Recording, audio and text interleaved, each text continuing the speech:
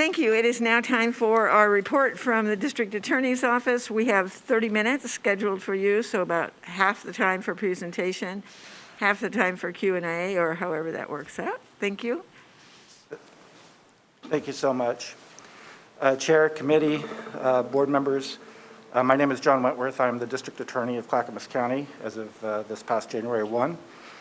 And seated to my left is Brandy Pelham, a member who has helped me, my office, who's helped me put this together. So there may be questions that I need to defer to Brandy because she's even more familiar with this than I am. And also we have, if we can have Bob Wilson from my office participate via Zoom, that'd be helpful also in case you have any really detailed questions. The good news about the District Attorney's budget is that it's relatively simple in terms of where our money comes from and where it goes. To talk about our 2020 major accomplishments, if we can start with that slide. I know you've already heard from, I'm sure, many departments who have talked about the challenges that we have all had over the last year due to COVID and wildfires and ice storms and all the things. I want to share with you good news. Those issues were all challenges and will continue to be challenges for my office for reasons that I'll discuss in a moment. But the fact that we were able to go fileless through the assistance and work of this committee, the fact that we were able to go fileless early on paid dividends to my office. We work exclusively electronically. You can't go and find a paper file in my office. And that meant that we were able to have people work from home almost exclusively. We, of course, had court appearances and we took precautions. But the reason that was so significant, and we had issues with Wi-Fi and internet service and that sort of thing, but we were able to maintain the business at hand and to do our work and to keep making sure that Clackamas County citizens are safe. So hats off to my team for putting that in place. Hats off to John Foote, the prior district attorney, to make sure this carried through, and hats off to this group for budgeting and allow us to take that on because that was a win for us and a win for the county. The second thing I would note is one of the things that I don't think the public realizes, this group may not realize, is how much work we do after hours.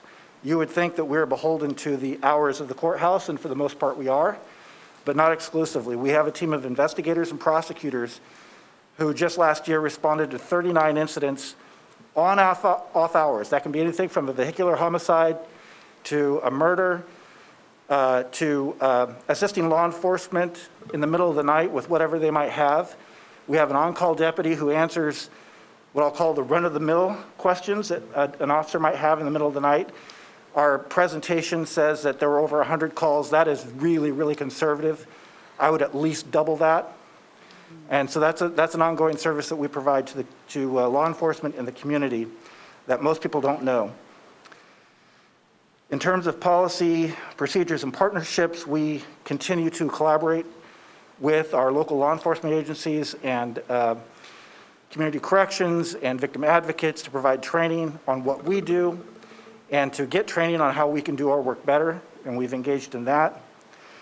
And one of the things that I was remiss to talk about when I was talking about COVID was our ability to work from home meant we had 0 infections of COVID in the district attorney's office as a result of someone getting COVID in the office. We had people who contracted COVID from something they did at home, but no one came to work and became infected. So that ability to work from home, work remotely, allowed us to do that. Our employees were safe and we were able to carry on the public's business. So I'm pretty proud of that. On the next slide, regarding performance Clackamas results and measures, again, I want to highlight in the first portion that our reports from law enforcement are transmitted electronically. As I said before, we are completely fileless. And the reason this is so huge is there was a time in the past when we would receive the physical police report from the police agency, and that was a really inefficient system. There were times I remember as a young DDA in Clackamas County, there were times where the police would swear they sent a police report and we could not find it for the life of us. That no longer happens because it's all done digitally. Our discovery packets provided to Defense Counsel are all done electronically. The benefit of that is no one can say I never received it because we have an electronic notice showing they in fact received that notice, or if they didn't, we could verify that too. So that's made us much more efficient as well. The next item that I want to highlight is staff overtime. You'll notice that the projected performance for 2021 is a little over 1,600 hours of overtime, and I'm going to come back to that at the end because that's a challenge for us, and I want to talk about why that might be. The other areas on this, you'll see that our performance has pretty much stayed steady in terms of family support, collection, and the services we provide to crime victims. So steady's good. We've got great numbers. Our numbers in terms of collection and family support are among the highest in the state, and they far exceed what the state is doing. So we're proud of the work that's done by our employees in the Family Support Division, especially. The next slide, program profiles 21-22. What I'll say about this is none of us like this slide. Not because of the numbers, not because of the content. We attempted to align this. You may know that we were the last department in the county to do MFR, Managing for Results.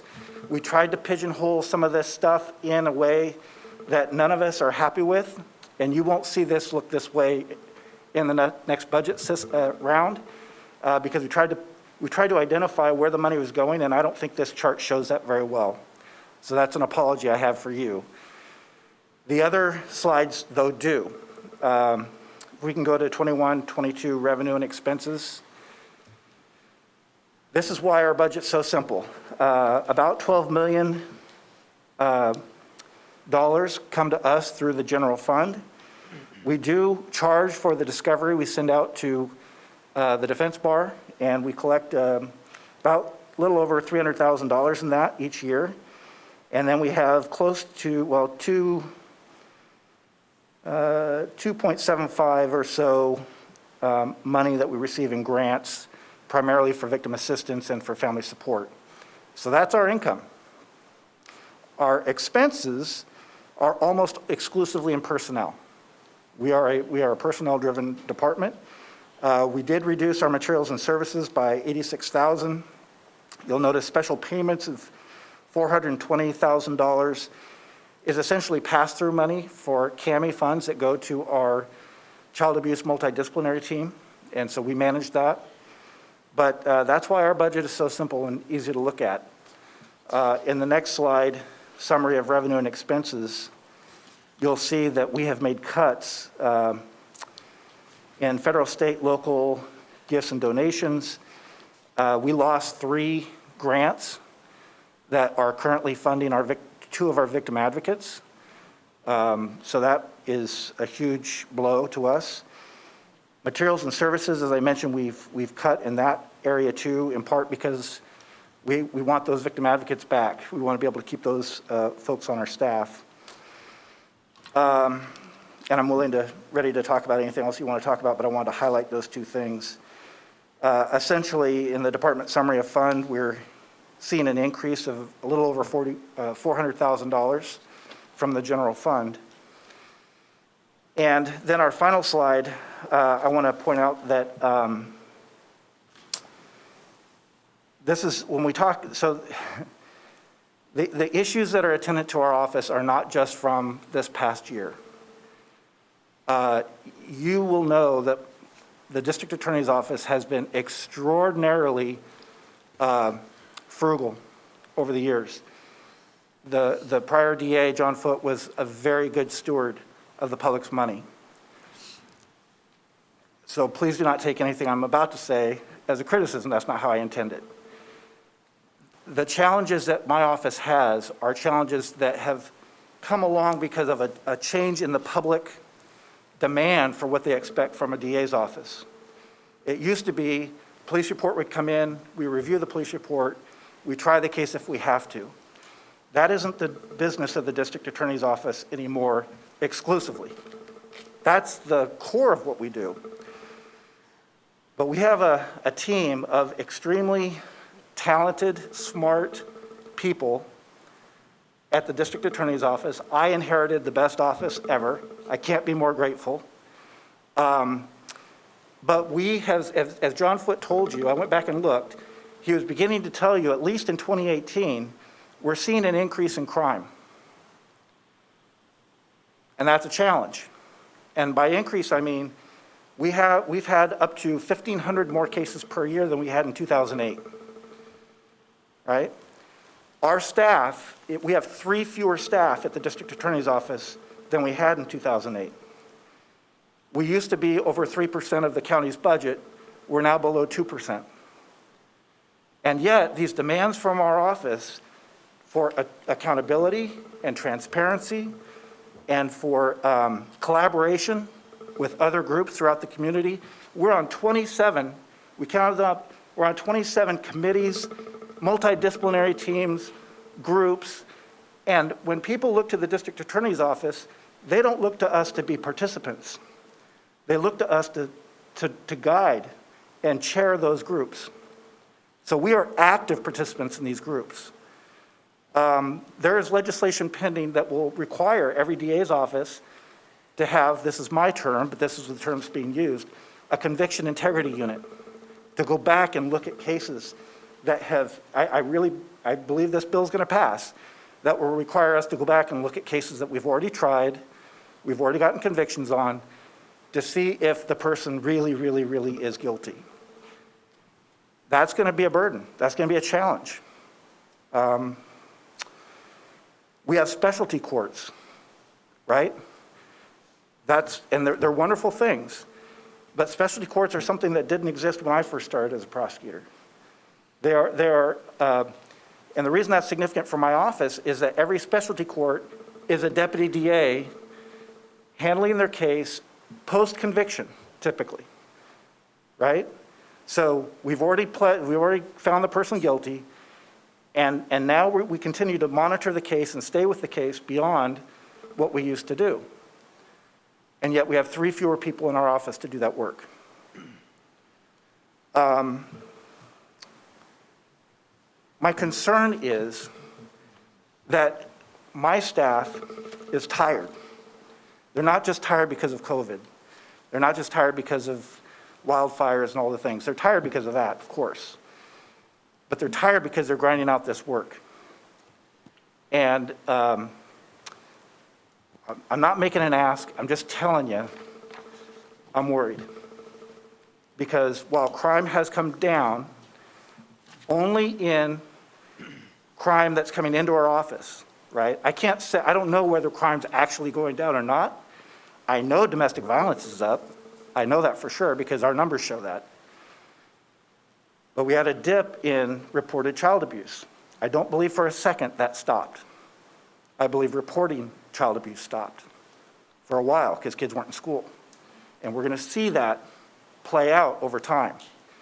We have a bottleneck of cases that we're just holding off that are waiting to be tried in our courtrooms, right? And my staff knows those cases are coming. Their trial numbers are astronomical, and they're stressed. So I'm just sharing this with you because I could tell you what I think you want to hear, which is it's fine, but I want to tell you what you need to hear. And I'm making that promise on behalf of my staff that I would share that information with you. So we're doing our best. When we did our county survey, I just want to tell you, when we did our county survey last February about how are things at work, the number one issue that Clackamas County District Attorney's Office employees had was work-life balance. And I'm going to a party for one of our DDAs right after this who's leaving our office. And we had another one leave on Friday. So I'm not trying to be ominous, but I want to tell you we're doing the best we can with what we have. And I'm happy to take any questions if you have any. Thank you. First, I just want to check in with Ms. Montoya. You still have your card up, did you? Yeah, just want to make sure. Thank you. And I have Smith in queue and now also Fisher, but I have a really quick question first.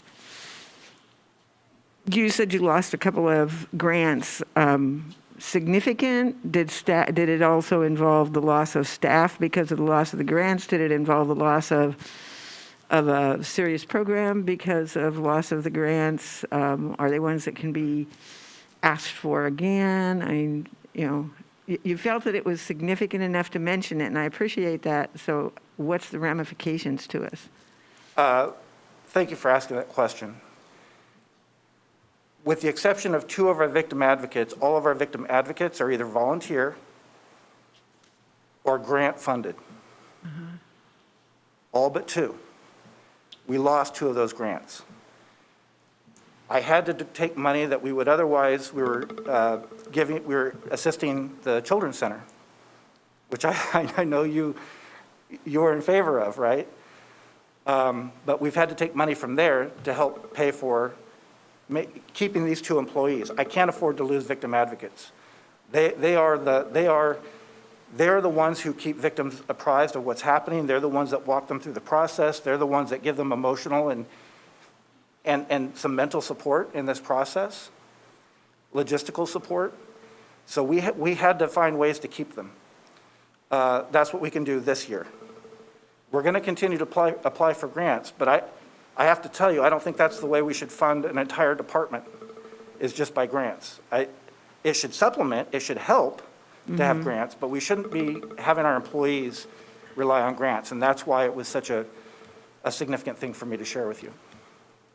All right, thank you. Yeah, it just, going through my mind going, okay, well, how is it going to be sustained in the future if you were sort of moving from one to another and now, what happens? So I'd be interested if there's other grants, that come along that you can, I know you'll try for them, and I appreciate that. Yeah.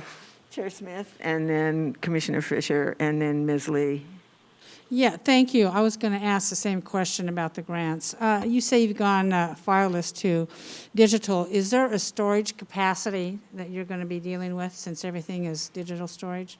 We're trying to move to the cloud because that's a challenge.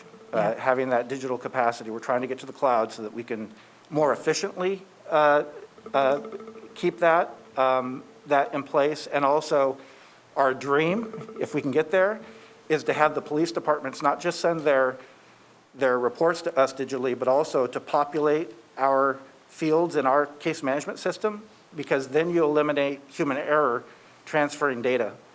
And eventually down the road, that'll save in personnel too, because we can just have that populate, but we have to be in the cloud to get there. We're not there yet. Okay. How much is that going to cost you to get there? Do you know? You want to field that one? Yeah, so hi.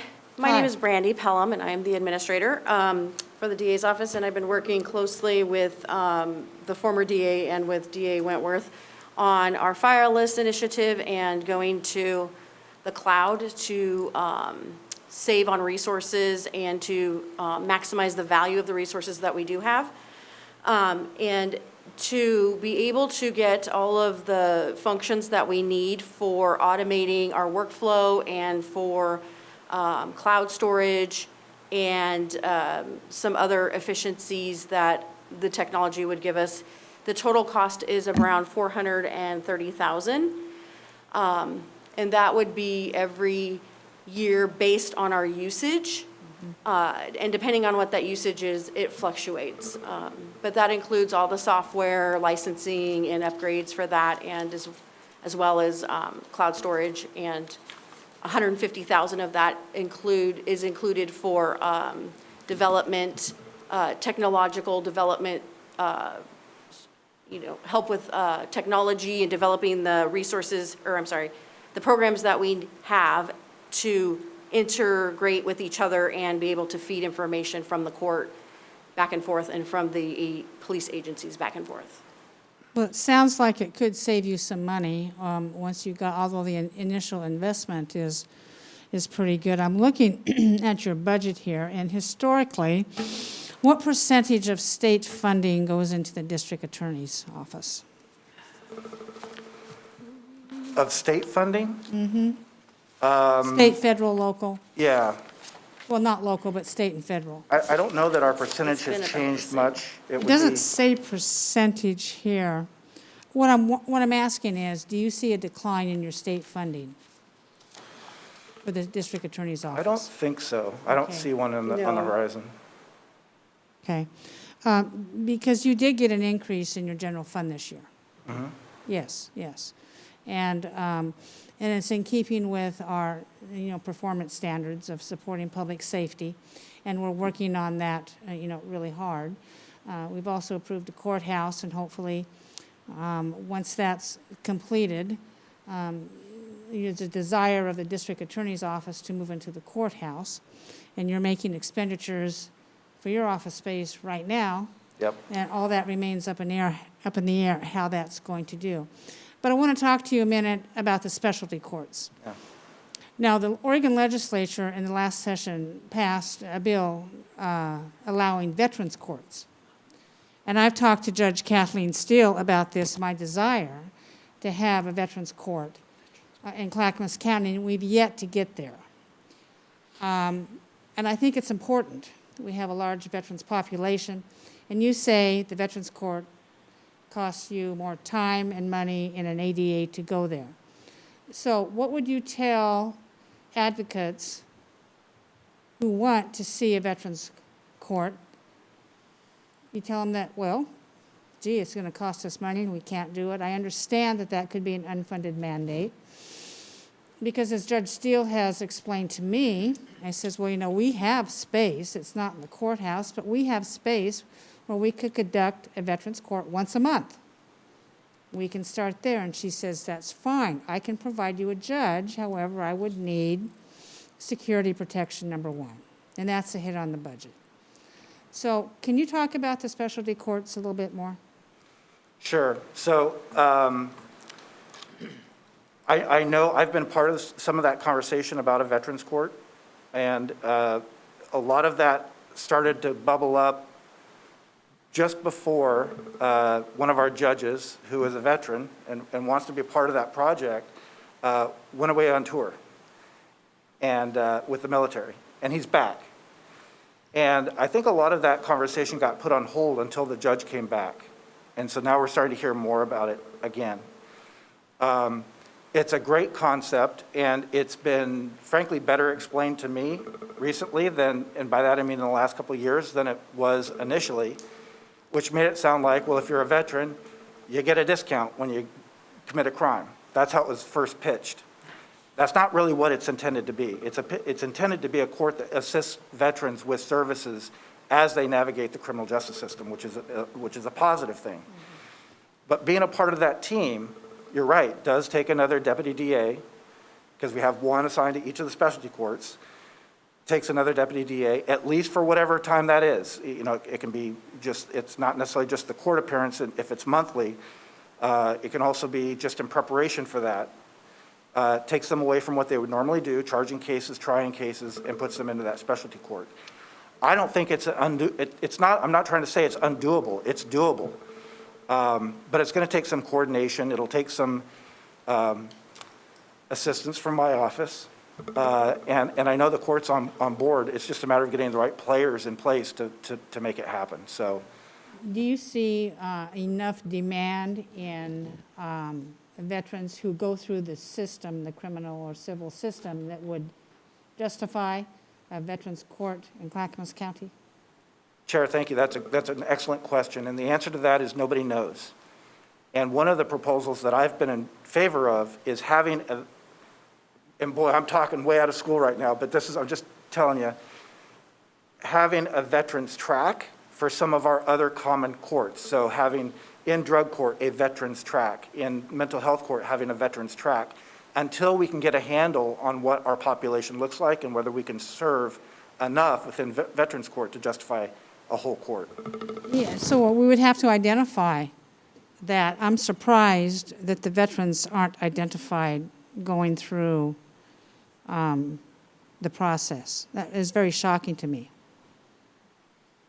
Okay. Let's see, is that all my questions we have here? I think so. And I took the liberties because we had time today. Thank you for allowing me to do that. Thank you. So we have Commissioner Fisher, then Jan Lee, and then Commissioner Savas. Thank you. Yeah, so I won't hopefully take up too much time, but I do want just a little bit more information. Sonia? Could you speak? Mike? Yeah, Yep. into the microphone, I please. do know that our courts are, there's a bottleneck there of cases that haven't been able to go through the system because of COVID. So for your specific operations, is it, I mean, to make that move faster, would you need to hire more DAs, or would that even matter? Is it simply that the courts can't, because there's not enough space with all of the requirements? All of that is true. Okay. What I've tried to tell my staff is this is going to look like water coming out of a bottle, right? The bottle is, the spout of the bottle are the courts. We can only push so many cases through the court system, meaning the courtrooms. We only have so many courtrooms to try these cases in. What my staff is seeing is the balloon building behind that, right? And the challenge is that while we try about 7% of our cases per year, more of our DDAs are going to be in court, because if we can get 4, and my dream would be we get 4 courtrooms trying criminal cases at a time. That comes through, and we're getting that done.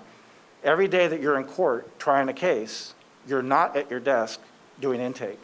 And that's what my staff is worried about. Okay. We're relying heavily on law clerks to get that work done. We always have. You know, the leadership in my office are taking on cases to make sure that our staff sees that we're trying to bear the load as well. And so all I can do to answer your question is try to predict and tell you how things look like they're going to work out. I can't tell you exactly how it's going to work out. I don't know how many courtrooms we're going to have to try those cases. I'm just guessing. Have there been any specific COVID relief dollars to go towards the court system to help with this bottleneck? Not that I know of. Okay. So that was my first question. So we should talk more about that as we're looking towards the future of how we're going to recover from this pandemic. Because I would be specifically interested in knowing what the consequences down the road will be to the bottleneck and how long it will take to adjudicate justice as we move forward. May I share what I'm worried about? Yeah. Right now, we're putting trial, we're setting cases for trial, and we're putting it off, and then we get it reset. If you're a victim of crime, you get fatigue, right? At some point, you say, I'm just getting, why even bother, right? This was supposed to go to trial a year ago. That's what I'm worried about. That is not justice, and that is not the way the system should work. But I'm worried that that's what we're going to see over the course of the next year or two as we're trying to get these cases through. Yeah. We talked about the victim assistance. How many victims advocates do you have now, total? We have about 30 volunteers. We Okay. have 8 that are grant funded and 2 that are funded through the county budget. Okay, got it. I just wanted to put that loss of 2 grants into context. And I'm curious about the conviction integrity unit that is going through the legislature. Where's the District Attorneys Association on this? Is this going to be considered an unfunded mandate? Does it come with any dollars? No, the District Attorneys Association was neutral on it. We were neutral on it. I'll leave it at that. This is an idea that came from the District Attorney of Multnomah County. He developed a coalition to support it. The model is used in Washington and California, and we contacted some prosecutors in Washington to ask how it's going. They set the parameters for the cases that they're willing to review. But as you can imagine, in the current climate, as I mentioned, transparency and accountability are high on the public's expectation list for law enforcement. That's going to be a challenge when someone says, I want my case reviewed, and we're going to have to look at it to see whether it's a reviewable case. All of those cases take time to review. It's not, we want to know that those convictions have integrity as well. We assume they do, but we want to give it an honest look. Okay, my last question, your significant policy and financial issues, when you list the global pandemic, wildfires, ice storm, budget, political tax, and legislative changes, criminal justice system, when you mention political attacks, what specifically are you referring to as it relates to us locally here in Clackamas County? In terms of All of the significant policy political issues. attacks, there is a general, look, for all of the back the blue notion that you see, especially in Clackamas County, there's also a feeling that the system can't be trusted, that law enforcement can't be trusted. I know the sheriff and I are doing the best we can to rebuild that trust where it's been lost and maintain that trust where it hasn't. But that means we have to be out in public. We have to be sharing with the public what we believe is right, even if it's unpopular. We have to explain why we think it's right. You've probably, I don't know if I've been on OPB and I've been in the Oregonian talking about some of the legislation that has been proposed. That's what we have to do. And it takes time. It takes a commitment to know what we're talking about, you know, and that's a challenge. And right now, boy, it was like a Gatling gun in the legislature trying to pick off law enforcement. That's not a very good image. I shouldn't have used that, but you know what I'm saying. Legislatively, there were a lot of changes being proposed that would have dramatically, irreparably harmed the criminal justice system and justice for victims. And ODAA and myself in particular were out there talking about why that would be bad. Thank you for putting that into context, because when I see political attacks, I can think of all kinds of political Yep. attacks, and was curious what was most challenging for your office. That's all I have, Chair. All right, thank you very much. Ms. Lee and then Commissioner Savas. Right, well, part of my question was Sonia's about the possibility of COVID funds dealing with some of the issues because they were created by COVID. So hopefully there's still a way to do that. But as a citizen of the county, I'm really concerned about how underfunded your department is. And I'm wondering if you have any ballpark idea of what it would cost to bring your department whole with the kind of backlog you're expecting? Well, I'm embarrassed to say that this is exactly where I should have that number, and I don't, because I'm still doing my own assessment of where our Right. needs are. I think of it in terms of people and, you know, where I would like to have personnel. But that's what I need to work with Brandy to figure out what's realistic, first of all, what's realistic, and two, what would really make a difference in our office. We're at a point where anybody anybody we received, it would be exciting, right? I mean, when someone goes on maternity leave or paternity leave, there's a drain on the office because we all have to suck up a lot of work in reply. We shouldn't be in that position. Right. It should be, well, yeah, okay, go enjoy, and we'll take care of it, but we're not there. I'll And look forward to your coming back next year with the Yeah. realistic budget. I'll have one. Thank you. Thank you. Commissioner Savas? Yeah, John, so my question to you is, and I think I already know the answer, and I think I may even have the answer, but is what do you need? And I guess your answer was you really don't have the number, and it sounds like money, to replace the capacity or the staffing need to just take care of that backlog, Yeah. the balloon issues. And I'm reading the pages here of this May 10th, 2021 guidance on the Recovery Act money. And the way I read it is, I think it qualifies, frankly. So put a number together that's practical.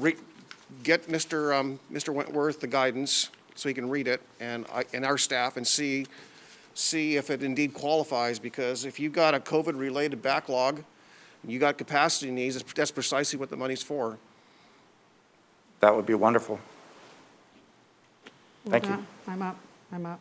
Oh, Commissioner, you finished, yeah. Commissioner Smith? This is a question for either Elizabeth or Gary. What % increase in the general fund did they get this year, and did the DA's office get this year? I don't know what, I'm looking on page 11.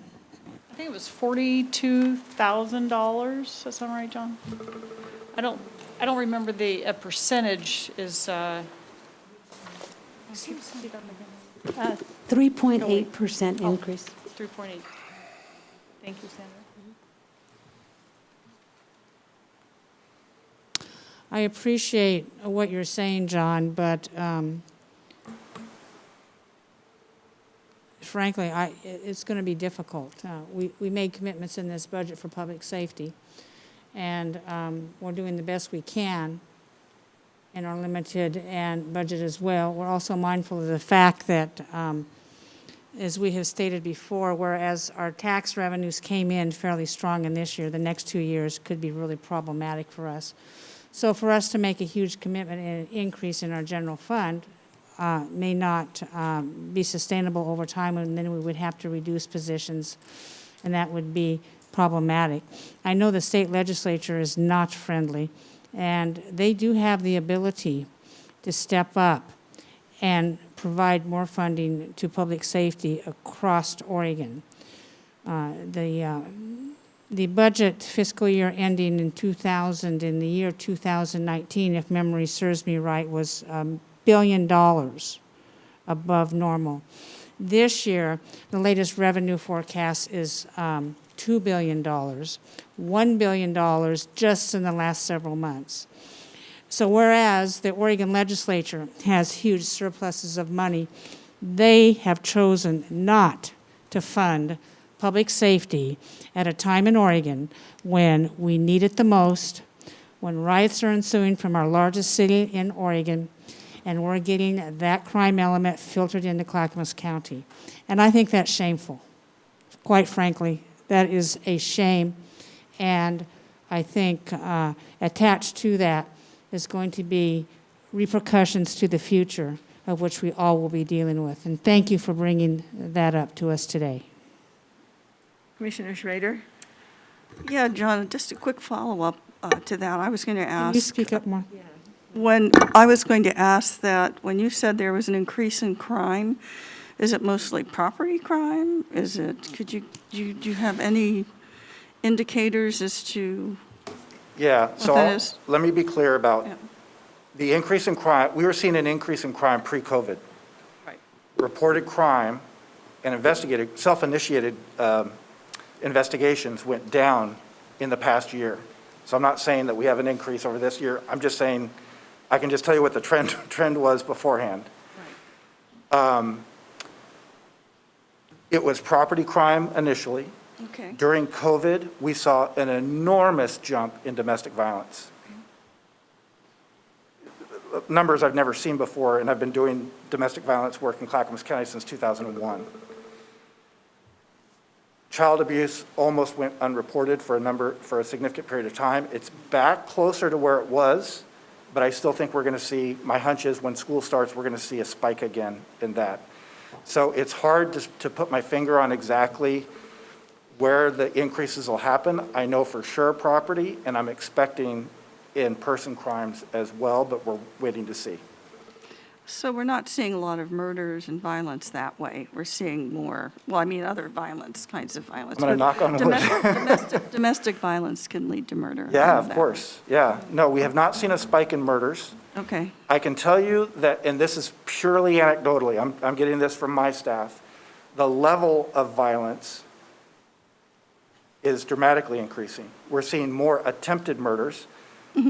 I attribute that to modern medicine and the ability to keep people from having, a death when they otherwise wouldn't. We're having, there's a lot of knives being used, not just guns, but a lot of knives being used. These are trends that we're seeing. The significance of the injuries that we're seeing are pretty high. okay. Well, thank you. I had to ask. My daughter is a prosecutor, as you know, and she's doing, murder trials, child abuse. Commissioner Schrader, it's difficult to hear Murder you. trials, child abuse, and domestic violence work. And I had an opportunity when I visited her in Boston to sit by her. and listened to her working. Well, she was listening to me working, but I think her job is a little more stressful than mine, so. Yeah. Yeah, it's true. I see no other lights or cards or questions. We thank you very much. Very enlightening presentation. Thank you. Thank you.